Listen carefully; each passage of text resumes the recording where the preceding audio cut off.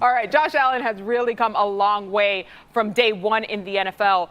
What have you seen from his development truly, and just the difference even just from last season to this one, James? MJ, it's a remarkable maturation process. It's unbelievable growth. And I talked to the decision makers in Buffalo this week. This is what I gathered. They knew the accuracy issues were going to change. What they told me was it's his decision making. That's what's now changed the accuracy, and the game has slowed down for him. They're giving him almost all the credit for this change. That's why they traded up for Josh Allen. They told me he loves football, doesn't want to do anything other than be great. So he works on himself harder than almost anybody else in the building. And his self-awareness is what I really love about him. His ability to say to the coaching staff, I made this mistake, before they can come to him and say it. He knows where the issues lie. And two main games stick out to them in the growth. Last year's game against New England, he throws 3 interceptions, and they talk to him afterwards about knowing what type of game you're in. You don't need to put it all on your own shoulders. You don't have to throw 300 yards every game. Know the game you're in. And then last week's game against the Steelers, where they started off punt after punt after punt. I was told the old Josh Allen would have started forcing throws, would have tried to do everything himself, but instead he let the game come to him. They watched their tablets. They saw Stephon Diggs was open repeatedly. He let Diggs go out there and work. So, guys, that's what the Bills think are the reasons why this maturation process has happened. David, what do you see?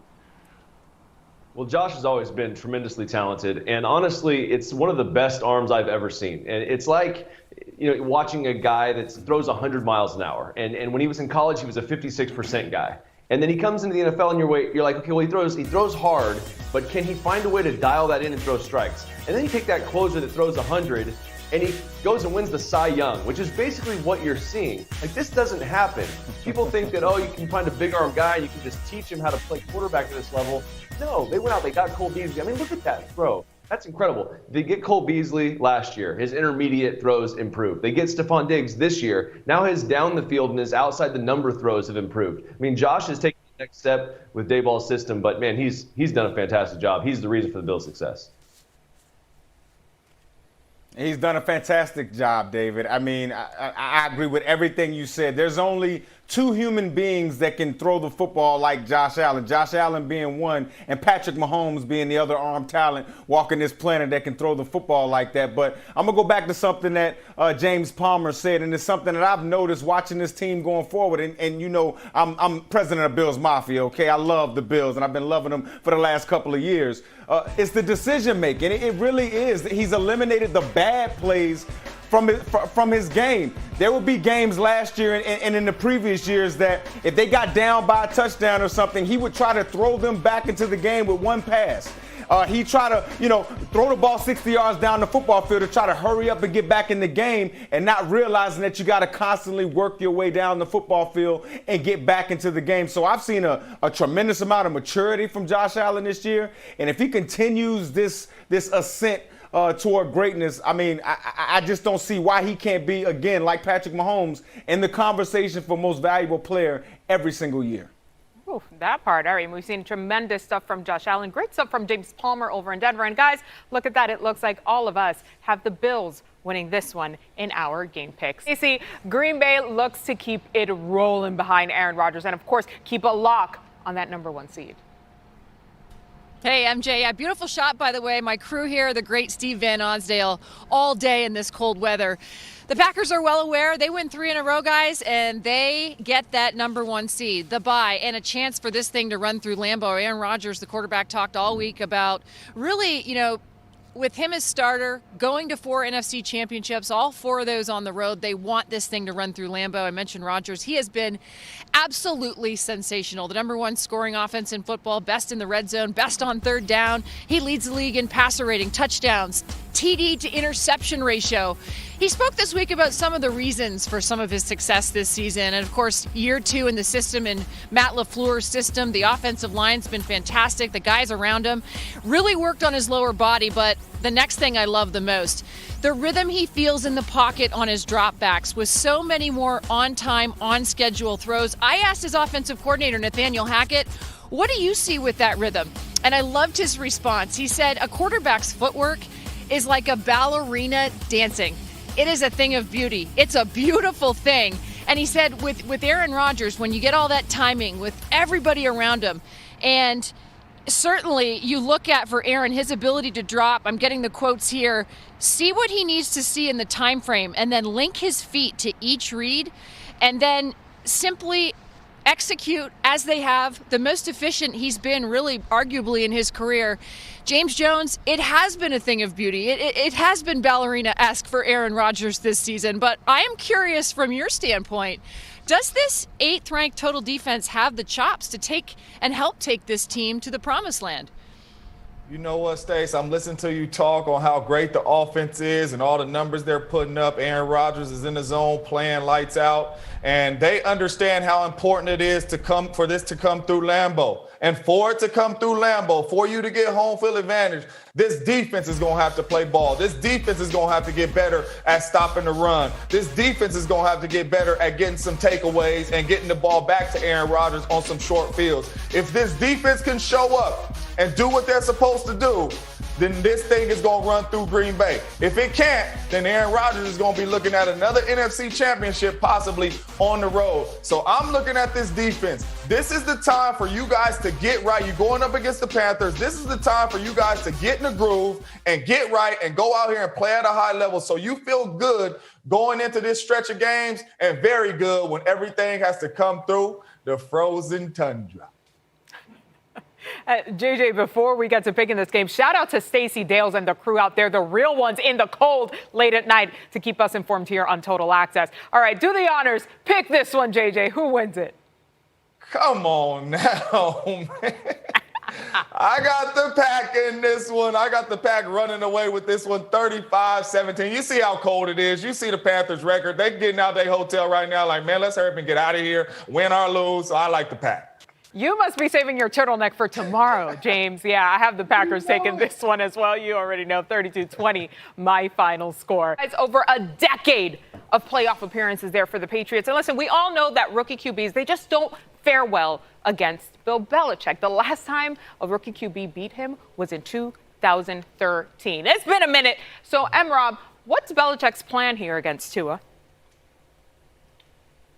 7-21 rookie quarterbacks are against Bill Belichick is against rookie quarterbacks. And first and foremost, what he does is he makes these guys think. He messes up their thought process by providing pressure, especially with his front four defensive linemen. You look at this play right here. It's only four defensive rushers coming after Tua. But if you let Tua sit back there too long, he will find a way to diagnose your defense. But you see right here, you hear the red alert right here. You find a way. You pick the weakness in the offensive line right here. You look at the weakness was Austin Jackson, the left tackle. You find a weakness in the offensive line and find a way to provide some type of pressure to Tua. You look at right here. He gets beat right in the inside part of the pocket. That way Tua cannot look downfield and find some open receivers downfield. This is what Bill Belichick does a great job of, creating the pressure, dropping 7, rushing 4, creating the pressure. Now, if you give Tua a lot of time, he's had 7 touchdowns, 0 interceptions. When you give him a lot of time to look down the football field, I expect Bill Belichick to do something up front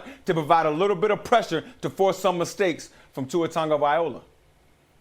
You're absolutely right, Mike Rob. This is going to be a very good football game, division matchup, but you better believe Bill Belichick watched the tape, and he is going to bring all that at Tua and some more. That is what he does, and he's going to make him think and be able to get frustrated and try to find these guys wide open, and he has guys that could cover on the back end to be able to hold on if you want to bring some pressures. But listen, what I'm looking for in this game, I am looking forward to watching Cam Newton because I truly believe that this stretch of games for Cam Newton is make or break.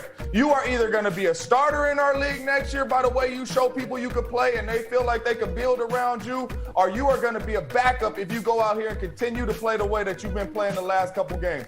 Cam Newton has to show up, number one, if the Patriots are going to win this game. But Cam Newton has to show up for Cam Newton if Cam Newton wants to be a starting quarterback in this league. Now, we all know that this game is win or go home. And if they don't win, it's going to be because of number one, and that's Cam Newton. But I think this last 4-game stretch is huge for Cam Newton's career. All right. And, Rob, I'm seeing that you're feeling some type of way. So who wins this one, Patriots or Dolphins? Yeah, I'm going to go with the Miami Dolphins winning this one 17-14. I think just too much Miami Dolphins defense.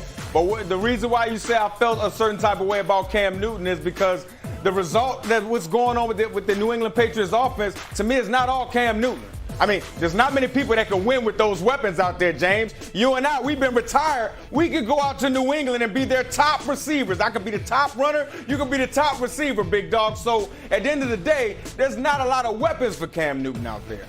I'm with you, Mike Rob, but we do know at the quarterback position, if you lose, you get all the blame. It just happens, and they're going to blame it all on Cam. Yeah, we can say this and say that, but they're going to blame it all on Cam. But with that being said, Super Cam is going to deliver, and Bill Belichick is going to find a way to not get eliminated. I got the Patriots in this game, 24-21.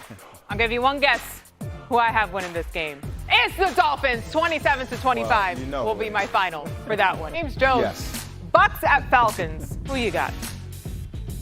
Listen, I got Radio Raheem and the Falcons winning this ball game. And the reason with that being said, I still do not like the way Tom Brady and the Bucks look. If it wasn't for a bunch of penalties that the Vikings had last week, they probably lose that ball game. I'm not a believer in Tom Brady right now. They're not playing at a high level. Radio Raheem and these Falcons find a way, Mike Rob. And I love when you look at me like that on this upset alert.